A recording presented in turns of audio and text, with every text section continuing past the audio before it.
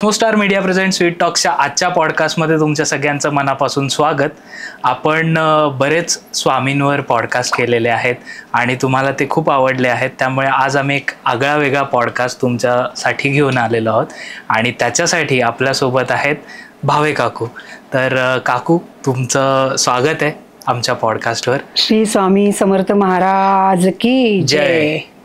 आणि म्हणजे आता पहिल्यांदी लोक तुम्हाला बघत असतील आमच्या पॉडकास्ट थ्रू, तर थोडीशी तुमची ओळख करून द्या. ओळख म्हणजे फक्त नाव सांगते स्वतःचं, कारण इथे ब्रह्मांड नायक बसलेत, त्यांच्यासमोर आपली ओळख खूप छोटी असते. त्यांनीच कधीतरी कोणाला तरी सुचवलेलं नाव म्हणजे माझं जागृती भावे.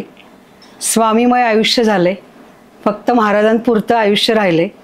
आणि इथे जे तुम्ही महाराजांचं स्थान बघताय ते महाराजांचं घर म्हणून ओळखलं जातं, जिथे प्रत्येकाला आधार मिळतो, आनंद मिळतो आणि त्याला एक नवीन दिशा मिळते.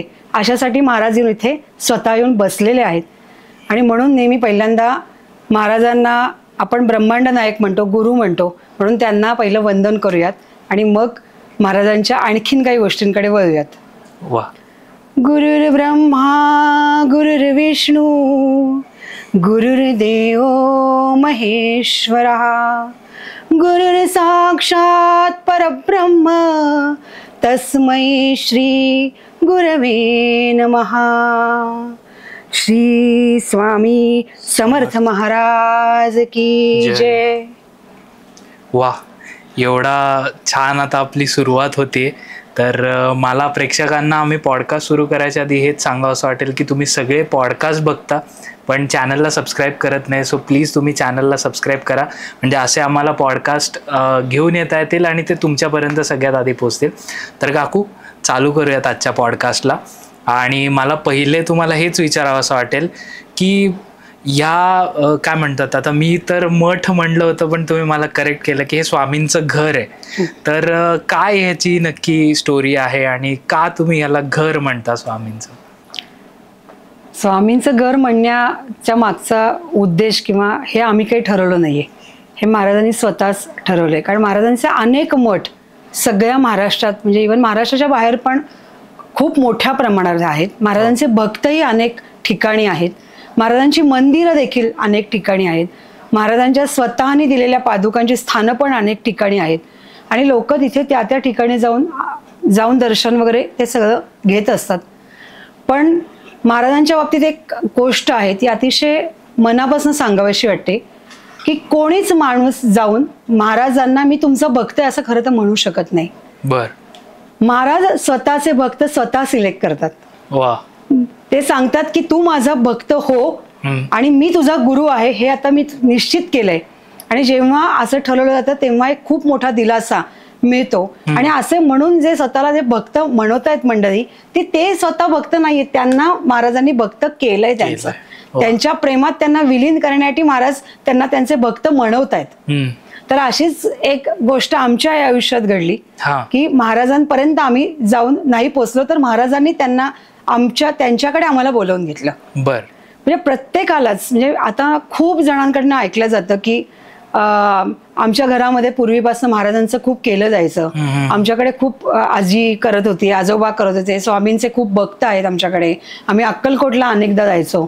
तर आमच्याकडे अशी गंमत आहे किंवा आमचं दुर्दैव असेल की आमच्या घरामध्ये स्वामी समर्थ महाराज कोणाला माहितीच नव्हते. बर. स्वामींचं काही आहे हे कोणाला माहितीच नव्हतं. माझी आई होती अमरावतीची, अकोल्याची, तिला गजानन महाराज माहिती होते. आमचं लहानपण शेगावमध्ये गेलं. वा.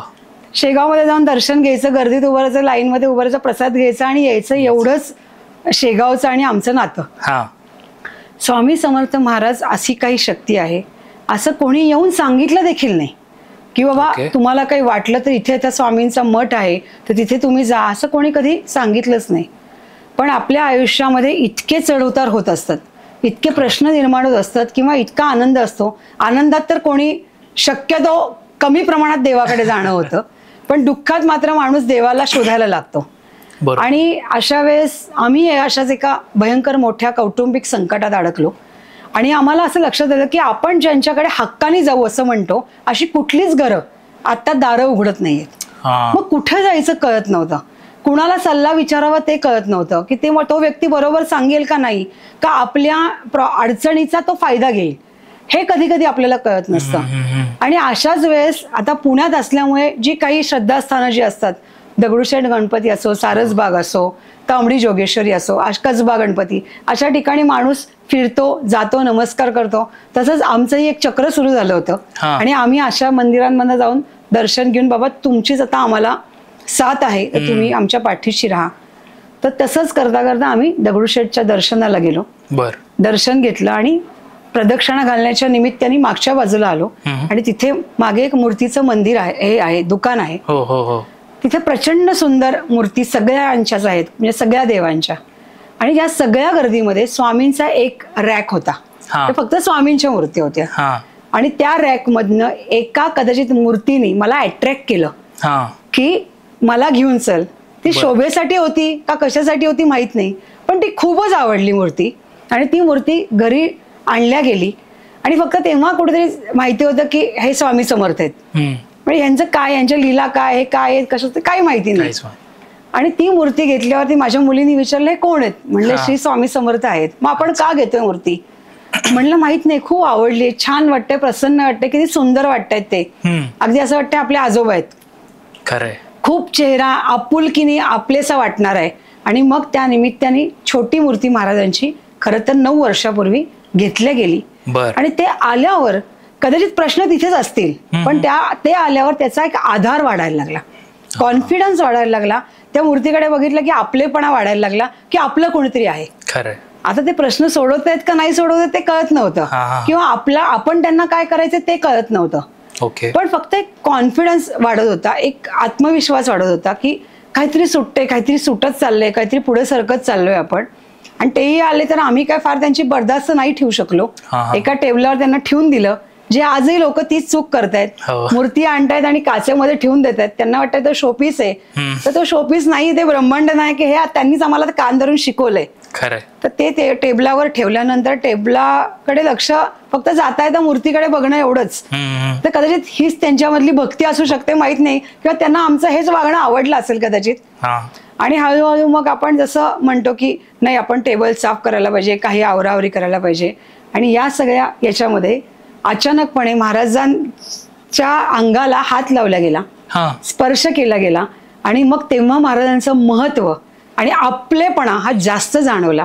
आणि हळूहळू त्यांचं आणि आमचं नातं एक वेगळ्याच प्रकारचं तयार झालं. म्हणजे याला कुठल्याही पिढीचं काही नव्हतं, फक्त त्यांचे आशीर्वाद असतील कदाचित, की असा गुरु आपल्या आयुष्यात आला. ते गुरु आहेत हेही नंतर कळलं, तोपर्यंत ते कळत नव्हतं की ते गुरु आहेत. आणि मग हळूहळू काय करायचं असतं, मग तेव्हा काय असं गुगल नव्हतं की तिथे काय फोटो काय घालायचं, टोप्या घालायच्या, फेटा घालायचा, काय करायचं माहिती नव्हतं. पण मग असंच दुकानात जाताना सहज काय करावं ते म्हणले, एक असे कपड्यांचा गठ्ठा ठेवला होता. म्हणलं काय आहे, तर काही नाही, स्वामी समर्थांच्या अंगावर घालायची शाल आहे, एका दुकानात सांगितलं.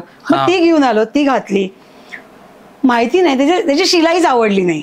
मग आपण घरी का नाही शिवायची, असं करत करत त्यांच्याबद्दलचं नातं हे वाढत गेलं. आणि हे आता कुणालाही करणं काही अवघड नाहीये, कारण एवढ्या ब्रह्मांड नायकाची सेवा जर अशा पद्धतीने करता येत असेल तर यापेक्षा दुसरा आनंद काय.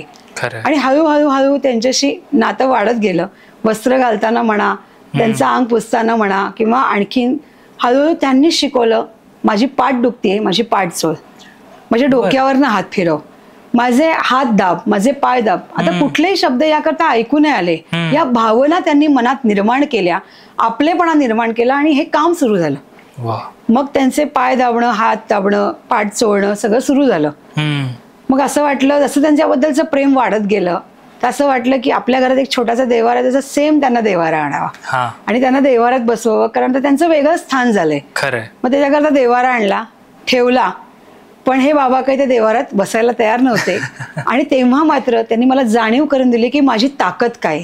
आणि त्या रात्री महाराजांनी पहिल्यांदा जाणीव करून दिली की माझं अस्तित्व काय आहे, मी कोण आहे. आणि मी देवारात बसण्यासाठी नाही, तर मी जगत कल्याणासाठी इथे आलेलो आहे. मी आजही गेलो नाहीये, मी आजही आहे. आणि प्रत्येकाच्या प्रश्नाच्या मागे ताटपणे उभारण्यासाठी आजही माझं वास्तव्य आहे. मग त्यांनी मला देवारातनं ती मूर्ती बाहेर काढायला लावली. आणि मग त्यांनी मला जणू काय असं सांगितलं की मला वटवृक्षाच्या खाली बसायचंय. अच्छा. आणि मग मी आर्टिफिशियल वटवृक्षाची पानं आणली आणि त्याच्या कडेला लावली. वा. आणि तो एक आनंद होता की महाराज वटवृक्षाच्या खाली बसले. या भावना महाराजच निर्माण करू शकतात. कोणी त्रयस्थ माणूस येऊन तुम्हाला या गोष्टी नाही सांगू शकत. आणि हळूहळू म्हणून मी म्हटलं की गुरुनी शिष्याला शोधलंय आणि ते करायला लावलंय आणि हळूहळू ते प्रेम वाढत गेलं.